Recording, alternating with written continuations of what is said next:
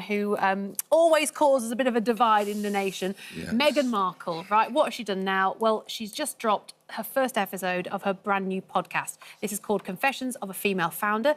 She's actually revealed something very personal in the very first episode after suffering from postpartum preeclampsia. We can have a quick listen, actually.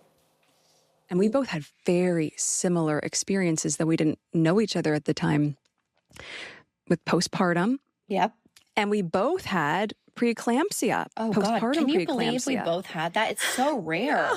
It's so rare. And so scary. And so scary. And in the quiet, you're still trying to show up for people. And in the quiet, you're still just trying to show up mostly for your children. Yeah. But those things are huge medical scares.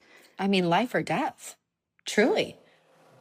So she's opened up there about having postpartum preeclampsia, which I have to admit I had heard of preeclampsia, but I don't fully know exactly what it is. Luckily, Dr. Nigat is downstairs and we can chat to you about this. So what exactly is postpartum preeclampsia? So as you heard, it is a rare complication. Postpartum preeclampsia is when you have high blood pressure and also protein in your urine after giving birth as well. And it can come, if misdiagnosed, with serious complications such as seizures or strokes. But it does have symptoms as well, which can often be missed. So headaches, blurry vision. You can also find that you're sweating excessively. You can get palpitations. You find that you're urinating a lot more. You can get shortness of breath, nausea and vomiting. Obviously, at the time when you've had a baby, those symptoms can be attributed to lots of different things. So it's so important to keep an eye on blood pressure. And if a mum, after having had a baby, complains of those symptoms, then you check the urine for protein. Thank you, Doctor. She was chatting to Whitney Wolfe-Herd, the founder of the dating app Bumble. Quite open.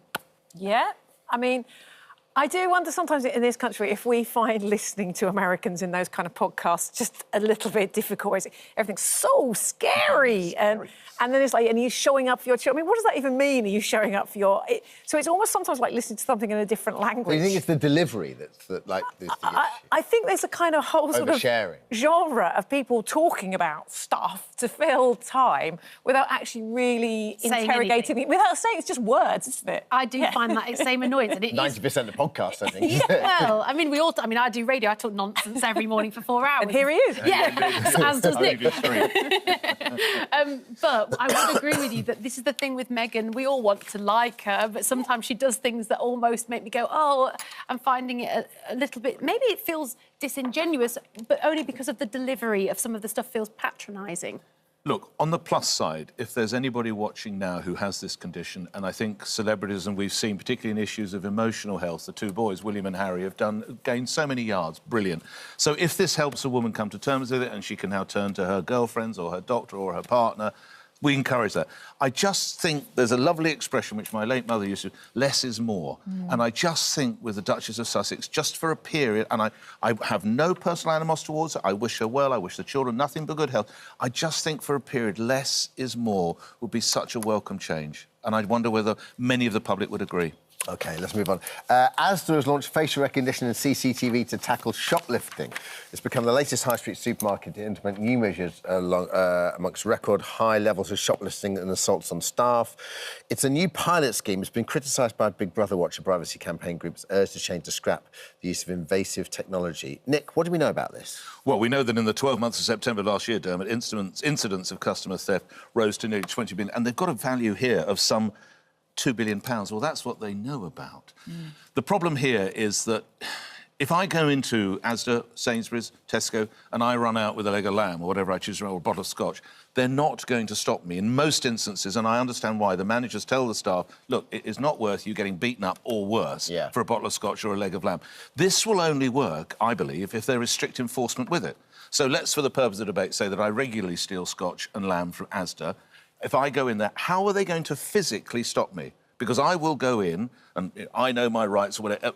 That is what concerns me. I get Big Brother's watch, but to that I would say, if you're not nicking from the store, then you've really not got that much to worry about. I know Big Brother will point to, well, there is overreach, and we better make sure that we don't keep a database, because if you walk into Asda with someone with whom you shouldn't be walking, unknown to any of us, of course, but something like that, but it's got to do something. Of course they've got to do something. 2 billion quid, 3 billion quid. It's that, but also I always think it's for the people who work in those shops. So you've got somebody there, they might not be earning much above the minimum wage, they're working all those hours, and then somebody else just wanders in and takes what they like. And I just think it's utterly humiliating for the staff. And also, I think it points to this general sense in society that everything's going wrong, it's all falling apart. And yes, obviously, the shops have got to do whatever they can to get on top of this. But also, what they will probably want more than anything is the sense that the police are going to turn up, and then they're going to do something about it. And I think the government has done some stuff on this, because it used to be you could take anything for under 200 quid and you wouldn't get charged. So they've sorted that out, so you now can. And then also, I think they've really brought in new laws around assaults on shop assistants, because that was awful as well. Oh, I mean, I've worked in clothes shops, I've worked in supermarkets. You were quite undercover, weren't you? Well, I always had the radio. I was sort of knee-deep in it, and you'd all warn each other who was about, because you got to know the faces. You don't necessarily need technology. It quite often is the same people coming in.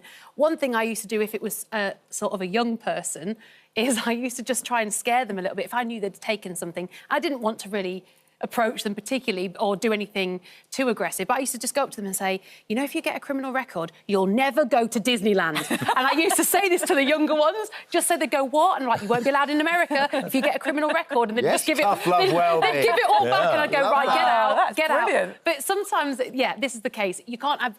That person wasn't scary to deal with. There will be other people that you won't want to approach. There is a big difference as well. And I think, to be fair to most of the CEOs, they say this, with a bit of leakage from people who genuinely are struggling to feed their family. Not condoning that, and organised gangs that are going in, cleaning a freezer full out of steaks. Well, I mean, the Co-op has just, as you've probably seen, has introduced, they're going to have these Perspex screens now, because they go in and clear out the entire tobacco cabinet. That's not nicking a couple of nappies because you can't. No. That is organised crime. Same with whole bottles of scotch and other liquor, other alcohol. That's what's going on there. Yeah, 100%. Also, we were chatting about this a minute ago. Secret to success, could it be in your footwear? Is there any legs to this, Nick? Nick, what's your thoughts? School that I attended had a bit of a military background, so it was almost a hanging offence to go there without your shoes looking moderately shiny, so I'm quite happy I don't know whether anybody... And I had no idea I was going to do that. If I stand like this for a while or I get up, so they are always fairly... My shoes are always fairly... Because it goes back to my school days and I didn't want detention. So... But is it a key to success? I don't know. A poll has found or revealed 9 out of 10 agree appropriate footwear is vitally important in most situations. 38% of us will judge a person on the cleanliness of their shoes. 28% will judge whether they match an outfit. And the choice of shoe can mean different things. Flat sandals, free-spirited. Look, what have you got there? What does that mean? What have you got? Is it called a brogue? It's a brogue. Yeah, very nice. Almost shiny. And I put them on at 5 in the morning. It's not bad, is it? You know that organised, militant. Nice of Jordan to polish them when I get in, isn't it? Jordan North will love that. We'll make sure I'll pass that on to him. He does a great job. Please Alison, are you judging people by their shoes? Well, because it says here that it shows about your personality. So flat sandals, free-spirited, ballet pumps, graceful. But, I mean, who knows? Who knows? We're all just judging. Looking good. Thank you so much for visiting our This Morning YouTube channel. We upload new content every single day, so go ahead and hit that subscribe button, and we'll see you in the morning.